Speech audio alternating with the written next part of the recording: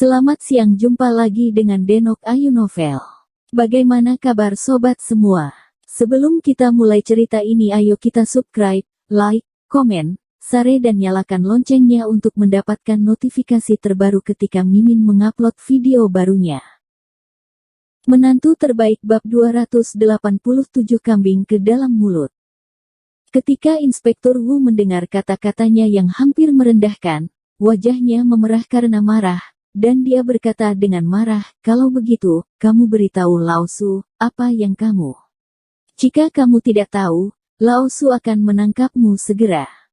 Dia bahkan tidak memikirkan pria berambut pendek dan orang lain di Departemen Militer dan Politik sama sekali, jadi sikapnya sangat arogan. "Kubilang, kamu tidak punya hak untuk tahu." Pria berambut pendek itu menjawab dengan dingin. Melihat Lin Yu mengedipkan mata padanya, dia segera menoleh dan melihat ke samping Suan Qingzi. "Anda adalah Departemen Intelijen Militer." Suan Qingzi melihat perubahan tiba-tiba pada ekspresi di belakang mata pria berambut pendek itu, dan langsung menebak sesuatu setelah dikejar oleh orang-orang dari Departemen Intelijen Militer begitu lama. Dia secara alami sangat sensitif terhadap rakyatnya. "Tangkap dia untukku." Kulit pria berambut pendek itu tenggelam ketika dia mendengar suara itu, dan segera memberi perintah, dan sekelompok orang berbaju hitam di belakangnya dengan cepat bergegas menuju Suan Qingzi. "Siapa yang berani aku lihat?" Suan Qingzi telah bersiap dengan baik, dan bergegas ke belakang Nyonya Du dan Guan Xiaozhen dengan dua tangan, masing-masing mencubit leher mereka, dan berkata dengan dingin, "Jika kamu berani melangkah maju, aku akan mencekik mereka berdua." Wajah orang-orang berpakaian hitam berubah, dan segera berhenti ketika mereka melihat ini. "Jangan main-main." Inspektur Wu terkejut ketika melihat pemandangan ini, dan segera mengulurkan tangannya dan berteriak pada Suan Qingzi, "Jangan impulsif, kami ingin mengatakan sesuatu." Polisi dan pengawal segera menjadi gugup dan menoleh dan mengarahkan senjata mereka ke Suan Qingzi, tetapi Suan Qingzi sangat waspada dan bersembunyi di belakang Madame Du dan Guan Xiaozhen. "Letakkan senjatanya, letakkan senjatanya." Inspektur Wu berteriak dingin, karena takut mereka akan melukai sepupunya dan Guan Xiaozhen. Wajah Nyonya Du dan Guan Xiaozhen pucat. Mereka tidak menyadari apa yang sedang terjadi. Nyonya Du tergagap dan bertanya, Tuan Suan Qingzi, apa yang kamu lakukan?" "Apa yang kau lakukan, Nyonya Du, apa kau belum melihatnya? Aku memang pria buronan yang dikatakan anak itu." Suan Qingzi tersenyum pada Nyonya Du. Wanita bodoh ini terus berbicara untuk dirinya sendiri. "Saya belum bereaksi, tidak ada harapan." "Apa?" Nyonya Du memutar matanya saat mendengar ini, dan hampir pingsan karena ketakutan.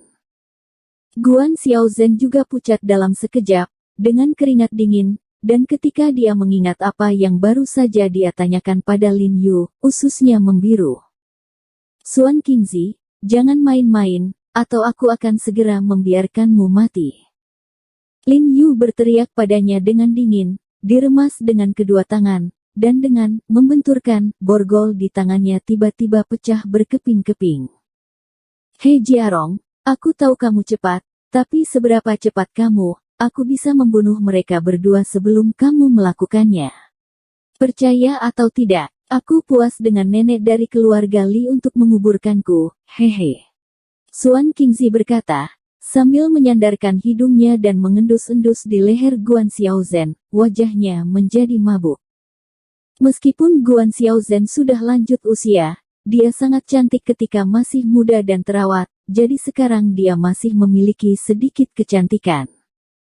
Lin Yu segera tenggelam ketika dia mendengar kata-kata Suan Qingzi. Suan Qingzi mengatakan yang sebenarnya, tidak peduli seberapa cepat dia, tidak mungkin menyelamatkan Nyonya Du dan Guan Xiaozhen sebelum Suan Qingzi mulai. "Jangan senang, kami tidak akan melakukan apapun padamu. Ada yang ingin kami katakan, apa yang kamu punya, ayo bicara." Inspektur Wu tahu bahwa dalam kasus ini, dia perlu menstabilkan emosi pihak lain. "Kondisiku adalah membiarkanmu melepaskanku, tapi untuk amannya, aku harus membiarkan Nyonya Guan pergi bersamaku. Suan Qingzi menyeringai, jika kau tidak setuju, biarkan mereka memberiku keduanya. Ayo pergi ke pemakaman, dan mati bersama. Dia tahu bahwa jika tidak ada sandera di tangannya, Lin Yu tidak akan bisa menjalankan 2 langkah dengan keterampilan Lin Yu, belum lagi kakinya telah ditipu oleh Lin Yu, dan dia tidak bisa mendapatkan cukup energi sama sekali. Oleh karena itu, jika dia ingin melarikan diri, dia harus membawa seseorang. Alasan mengapa dia mengambil Guan Xiaozhen adalah karena Guan Xiaozhen lebih berharga daripada Nyonya Du, dan dia juga ingin melewati Guan Xiaozhen dan memfitnah Li Zhenbei. Inspektur Wu tampak pucat ketika mendengar ini. Dia bisa melihat bahwa Suan Qingzi bukanlah orang yang menakutkan. Mungkin saja dia bisa melakukan apa yang dia katakan. Dia sedikit bingung untuk sementara waktu. Bagaimanapun, Suan Qingzi sedang membawa pergi nenek dari keluarga Li di Beijing. Jika dunia luar dan atasannya tahu bahwa Suan Qingzi telah merenggut orang-orang di bawah hidungnya, maka dia, kepala seksi inspeksi polisi, tidak perlu melakukannya. Pria berambut pendek itu juga membuat wajah tenang, mengerutkan kening, memikirkan bagaimana merebut seseorang dari Suan Qingzi. Kenapa? Apa kau berpikir tentang bagaimana menghadapiku? Suan Qingzi mencibir, maaf, waktu terbatas. Jika kau tidak menjawab, aku akan mencekiknya dulu. Begitu suara itu jatuh, dia mencubit tangan Madame Du dan tiba-tiba memaksa, Nyonya Du meratap, wajahnya langsung memerah. Jangan, biarkan kami berpikir ulang, pikirkan lagi. Inspektur Wu tampak pucat, dan dengan tergesa-gesa mengulurkan tangannya untuk memberi isyarat agar dia tidak menjadi bersemangat. Jika ini mencekik sepupunya hingga meninggal, bagaimana dia bisa menjelaskan kepada bibinya? Ibu. Pada saat ini, Li Qianying, yang baru saja bangun, tiba-tiba basah kuyup keluar dari kamar. Melihat pemandangan ini di hadapannya, tubuhnya bergetar hebat dan mendesis, kamu melepaskan ibuku. Yeyah. Little Beauty, apakah kamu sudah bangun?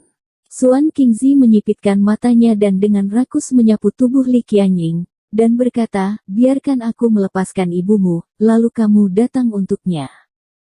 Ini baik. Li Qianying mengertakkan gigi dan mengangguk setuju. Qianying, kembali. Guan Xiaozhen menangis seketika, dan berteriak pada Li Qianying, kamu kembali, ibu tidak membutuhkan kamu untuk mengubahnya. Jika kamu memiliki panjang dan 2 pendek, ibu tidak akan hidup. Bu, bagaimanapun juga aku akan segera hidup. Jika kamu dan ayah ingin hidup dengan baik, kamu harus menunggu sampai hari ketika kakak tertuamu bangun. Suara Li Qianying tersedak, dan air mata jatuh, dia mengangkat kakinya dan berjalan menuju Suan Qingzi. Gadis kecil, angkat tanganmu dan buka. Biarkan aku melihat apakah ada sesuatu di tanganmu. Suan Qingzi berkata dengan hati-hati, sambil menyipitkan mata. Li Qianying dengan patuh mengangkat tangannya. Tidak, Qianying. Jangan kemari. Guan Xiaozhen tiba-tiba menjadi cemas, cepat mundur. Kalian cepat tarik wanita itu kembali. Saya melihat siapa yang berani bergerak.